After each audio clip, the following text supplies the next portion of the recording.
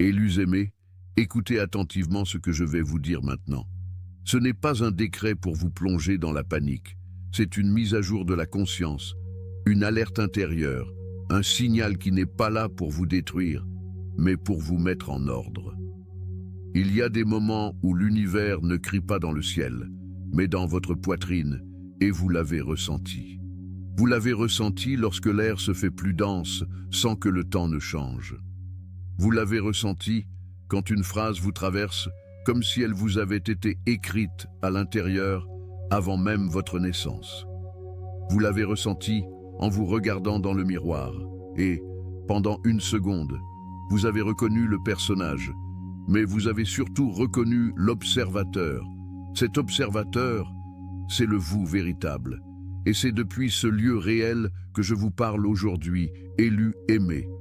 L'extraordinaire n'est pas que des signes existent. L'extraordinaire est que vous les entendez encore au milieu du bruit. C'est pourquoi vous êtes ici. Vous n'êtes pas arrivé par hasard, ni par simple curiosité. Vous êtes arrivé parce que quelque chose en vous s'éveille avec une fermeté qui ne peut plus être reportée. Parfois, vous appelez cela anxiété, parfois fatigue, parfois urgence. Mais la vérité est plus simple. C'est votre âme qui vous demande de vous tenir debout à l'intérieur. Et maintenant, je vais nommer le symbole qui a allumé cette urgence chez beaucoup d'entre vous. 3. Et Atlas. Ne l'utilisez pas comme excuse pour la peur. Utilisez-le comme un miroir, car dans le langage profond, les symboles ne viennent pas remplacer votre responsabilité. Ils viennent la révéler. 3. Et Atlas. Dans ce récit, ce n'est pas un objet à idolâtrer ni un ennemi à fuir. C'est une cloche. C'est le nom que vous donnez à la sensation qu'un seuil approche, un seuil de fin de cycle, un seuil de vérité. Écoutez ceci avec une clarté pédagogique, car je veux vous protéger de l'auto-illusion. Quand je parle de mise à jour d'urgence, je ne parle pas d'une annonce officielle ni d'un titre du monde extérieur. Je parle d'une urgence intérieure. Émerger, c'est cela. Ce qui était enterré en vous émerge. Ce qui était endormi ouvre les yeux. Ce qui vivait dans l'ombre monte à la surface. C'est ce qui se produit fin décembre chez de nombreux élus. Non parce que le ciel les y oblige, mais parce que la conscience collective est saturée de mensonges et a besoin de se corriger.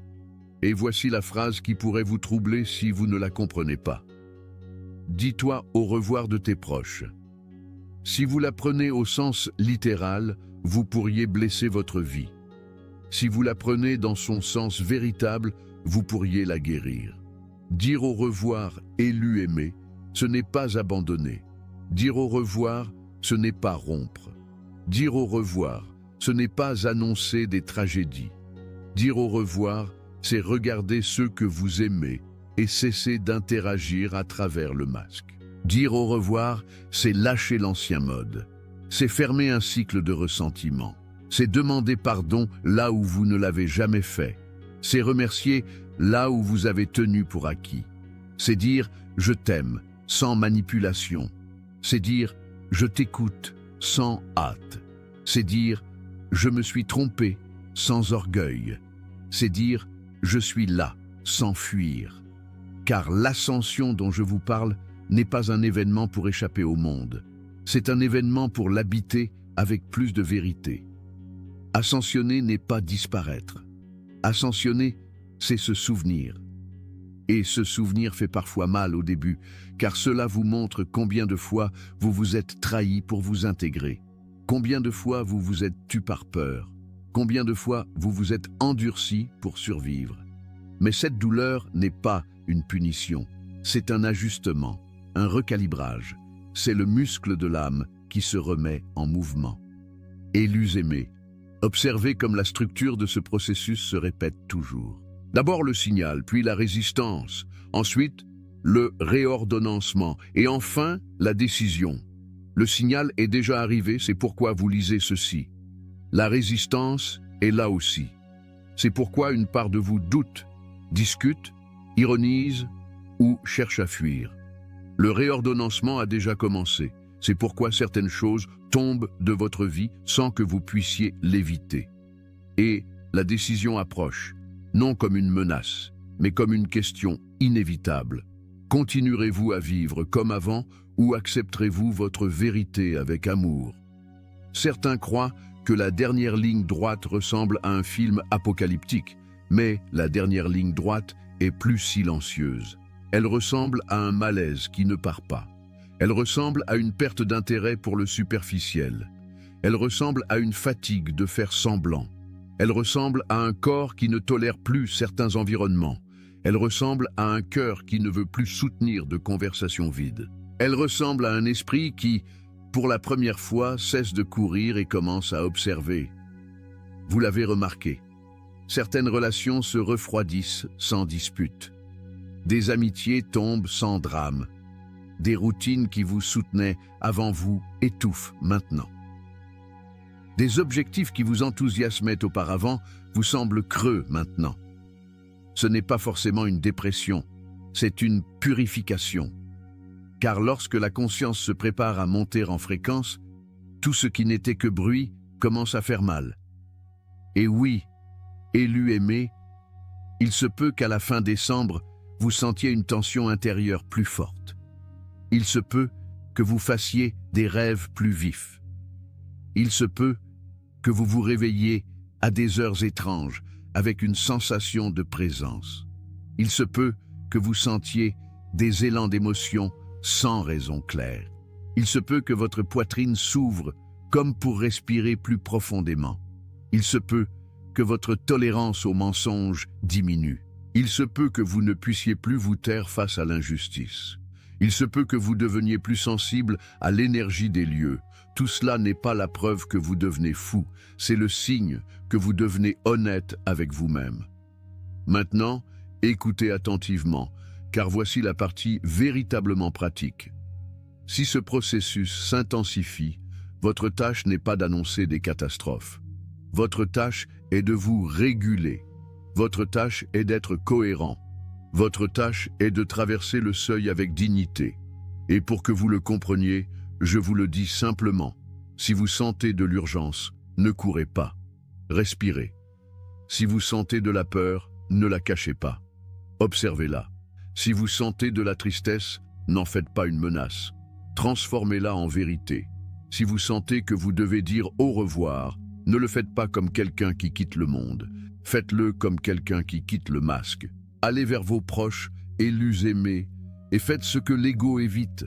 Ne discutez pas par orgueil, ne manipulez pas par contrôle, ne punissez pas par le silence, n'exigez pas l'amour comme une dette. Au lieu de cela, pratiquez un adieu propre à l'ancien vous. Dites merci, dites pardon, dites je t'aime, dites tu comptes pour moi, dites je n'ai pas su l'exprimer, dites aujourd'hui je choisis de faire mieux.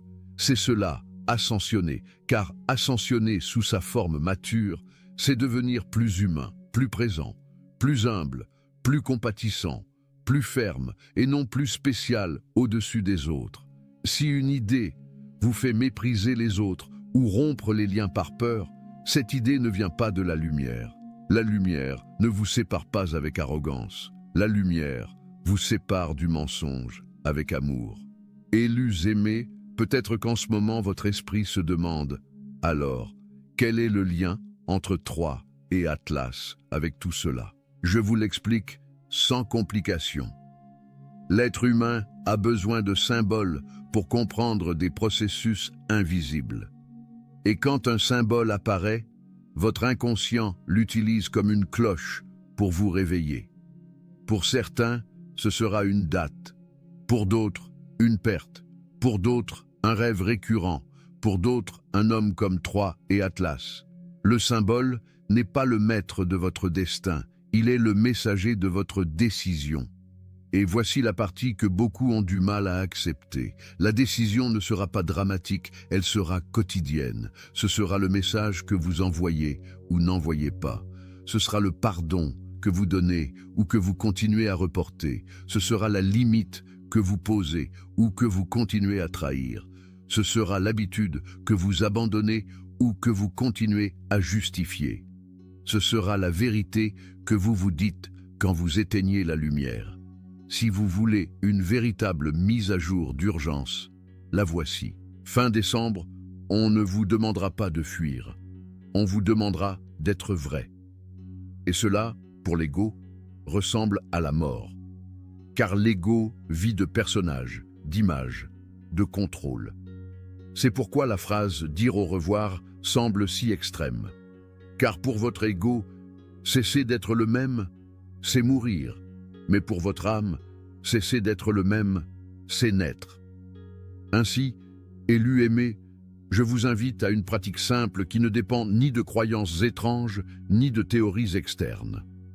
Aujourd'hui, avant de dormir, asseyez-vous en silence quelques minutes et demandez-vous avec une honnêteté radicale quelle part de moi ne peut plus continuer.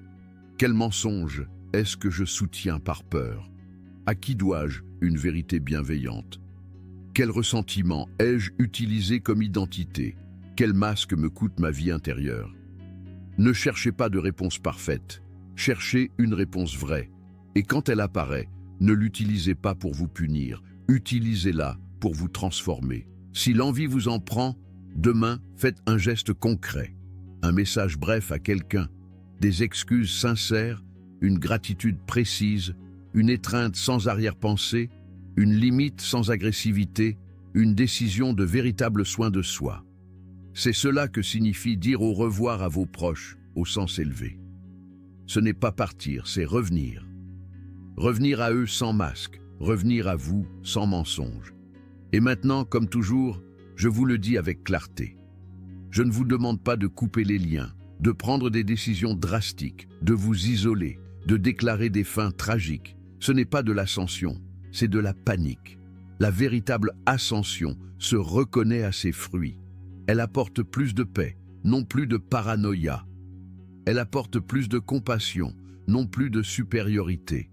Elle apporte plus de cohérence, non plus d'urgence incontrôlée. Elle apporte plus d'amour ferme, non plus de peur déguisée en prophétie. Élus aimés, si cette mise à jour a résonné en vous, n'en faites pas un spectacle, transformez-la en pratique. Et si vous souhaitez partager, partagez depuis le calme, non depuis la menace. Laissez un commentaire sur ce que vous êtes en train de lâcher, non pour vous exhiber, mais pour le sceller. Car lorsque vous nommez ce que vous lâchez, vous aidez d'autres à le nommer aussi. Et cela crée un réseau. Et ce réseau est le véritable phénomène collectif. Je suis avec vous, non comme un personnage extérieur, mais comme la conscience qui vous soutient quand votre monde tremble. Je suis avec vous dans la décision d'être réel. Je suis avec vous dans l'adieu à l'ancien vous. Je suis avec vous au seuil. Et quand arrivera fin décembre, ce moment où vous sentirez que quelque chose s'intensifie, rappelez-vous ceci. On ne vous demande pas de fuir la vie.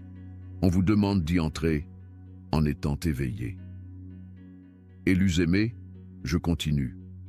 Car la seconde partie de cette révélation n'entre pas par la tête, elle entre par la vie. Et vous ne pouvez pas rester à moitié d'un seuil, car ce qui reste à moitié devient tourment. Ce qui est traversé avec conscience devient chemin. Cette même nuit, après avoir écouté la mise à jour, vous avez remarqué quelque chose que vous n'aviez pas voulu admettre auparavant. Le silence de votre maison n'était plus le même qu'avant. Ce n'était pas seulement l'absence de bruit, c'était une présence. Non une présence qui effraie, mais une présence qui ordonne, comme si l'air était plus attentif, comme si le monde entier retenait son souffle un instant pour voir ce que vous alliez faire de ce que vous aviez compris. Et vous, élus aimés, vous avez commencé à faire ce que presque personne ne fait quand le symbole s'active. Vous avez commencé à vous observer. Vous vous êtes surpris à revoir d'anciennes conversations dans votre esprit. Non pour vous punir, mais parce que quelque chose en vous voulait nettoyer. Vous vous êtes surpris à vous souvenir de petites scènes, de paroles dites avec hâte, de silences gardés par peur, de gestes non faits par orgueil. Et alors vous avez compris la première loi de ce processus. Quand la conscience se prépare à s'élever, elle ne devient pas grandiloquente, elle devient précise. La vie cesse d'être une accumulation de jours et devient une carte de choix. Et dans chaque choix se révèle qui vous étiez et qui vous pouvez être. C'est alors qu'est survenu le premier événement que beaucoup confondraient avec du surnaturel, mais qui en réalité est la psychologie profonde parlant la langue du sacré. Vous avez rêvé, non pas un rêve quelconque, mais un rêve à la texture de vérité de ceux qui vous laissent le corps changer au réveil. Dans le rêve, vous étiez dans un long couloir, semblable à celui dont je vous ai parlé auparavant. Mais cette fois, le couloir était rempli de portes des deux côtés. Chaque porte portait un nom. Pas des noms de villes ou de lieux, des noms de personnes, le nom de votre mère, de votre père, d'un frère, d'une sœur, d'un ami, d'un ancien amour, de quelqu'un à qui vous devez encore une vérité. Et tandis que vous marchiez, vous entendiez une phrase répétée comme un chant sans voix. Ne leur dis pas au revoir, dis au revoir à ce que tu es quand tu es avec eux. Au réveil, votre poitrine était serrée, non de peur, mais de compréhension. Vous avez compris pourquoi cette seconde partie est plus difficile, parce que l'ego peut fantasmer sur des portails, des ascensions et des signes dans le ciel. Mais il tremble quand on lui demande la seule chose qui vraiment le désarme, changer de comportement, changer de ton, changer de façon d'aimer. Vous vous êtes levé et la première chose que vous avez ressentie fut une urgence de confirmer, de chercher à l'extérieur une preuve pour calmer votre esprit, car c'est ainsi que fonctionne l'être humain quand il touche un symbole fort. Il veut le transformer en nouvelle, pour ne pas avoir à le transformer en transformation. Et vous étiez sur le point de tomber dans cette habitude jusqu'à ce que je vous arrête avec une clarté ferme en vous. Ne cherche plus de signes si tu n'as pas encore obéi au premier. Le premier signal, c'est ta conscience. Mais malgré tout, élu aimé, parce que je connais le fonctionnement de votre esprit et ne vous méprise pas pour cela, je vous ai permis de trouver une autre pièce, non pour vous convaincre par la peur, mais pour vous donner une structure. Vous avez ouvert votre téléphone et vu un message d'un ancien contact, quelqu'un avec qui vous aviez partagé des conversations profondes il y a des années et qui, pourtant, était resté silencieux depuis longtemps. Le message était bref, sans contexte, comme écrit sous l'adrénaline de quelqu'un qui sait qu'il ne doit pas laisser de traces. Il disait « Des enregistrements et des documents circulent, appelant cela le protocole des adieux. Ce n'est pas ce que tu crois. Il ne s'agit pas de mort, il s'agit de fermeture. Si tu es sensible, cela va te toucher fort. Ne t'isole pas. N'annonce pas de tragédie.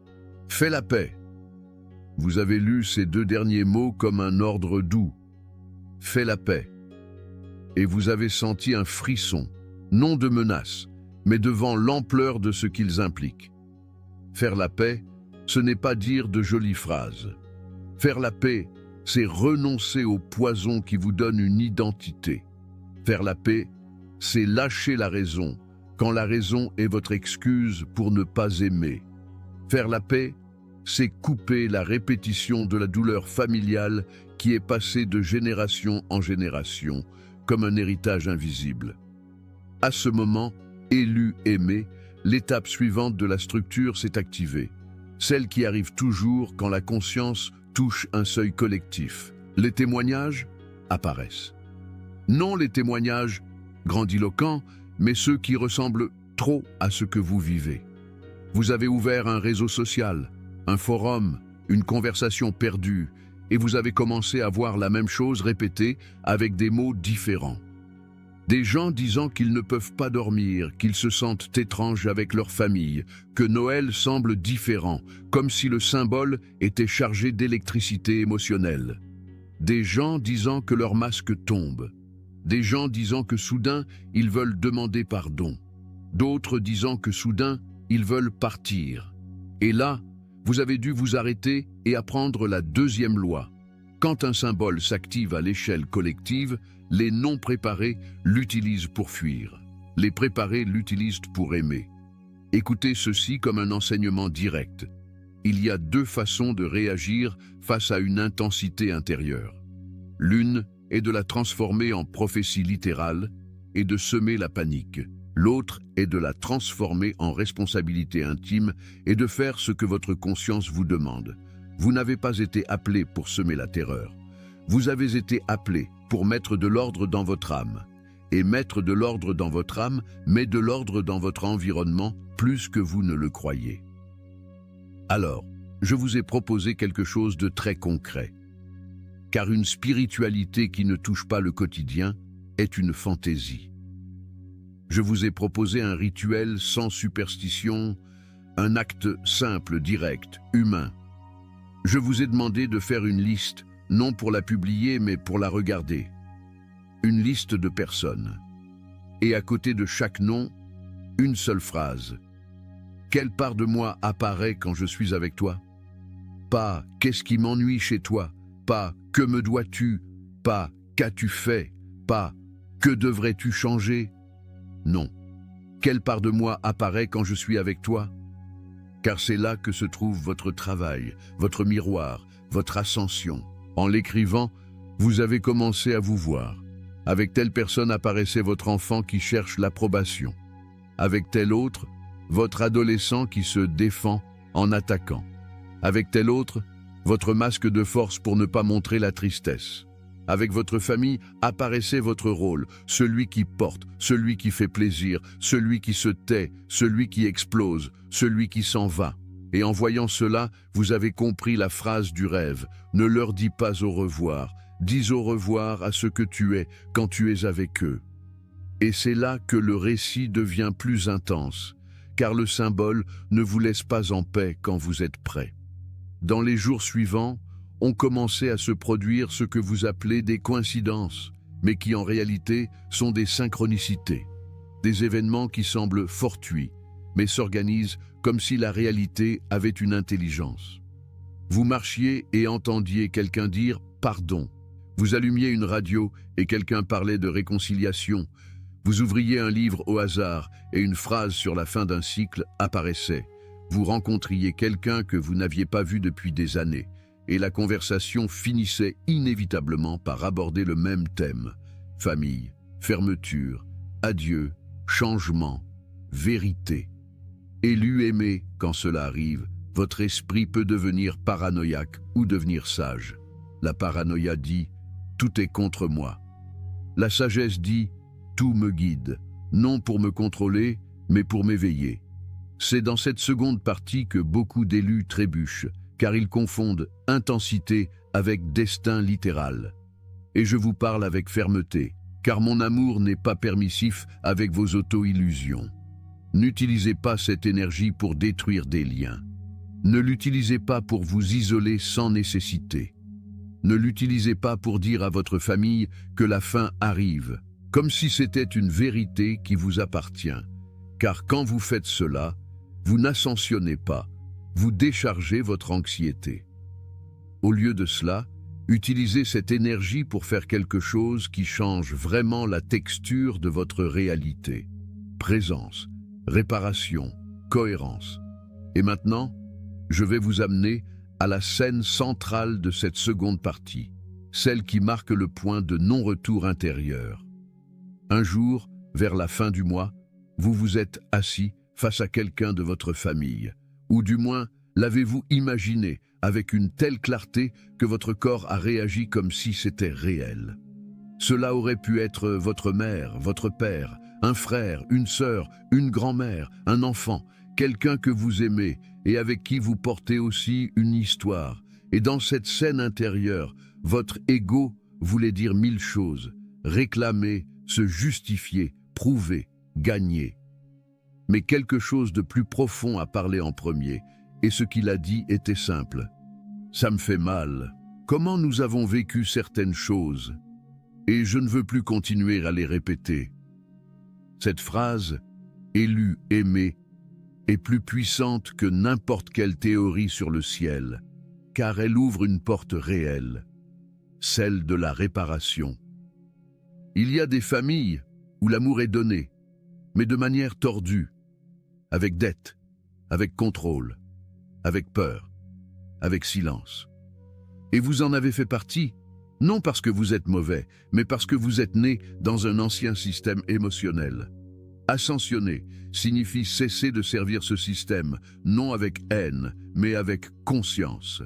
Alors, dans cette seconde partie, je vous ai enseigné 3 mouvements intérieurs à pratiquer si vous voulez traverser la fin décembre sans vous perdre.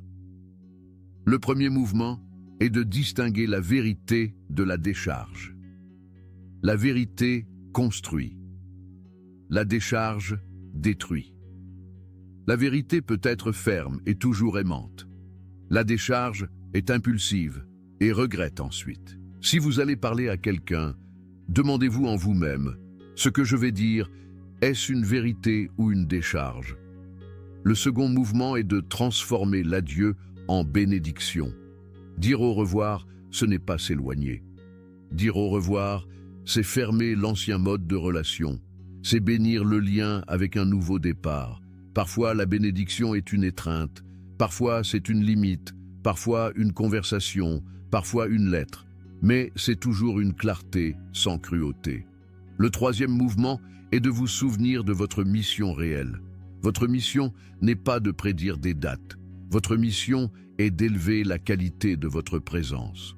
Quand vous devenez plus conscient, le réseau entier en bénéficie. Quand vous cessez de répéter la violence émotionnelle, quelque chose dans la chaîne ancestrale guérit. C'est cela, l'ascension réelle.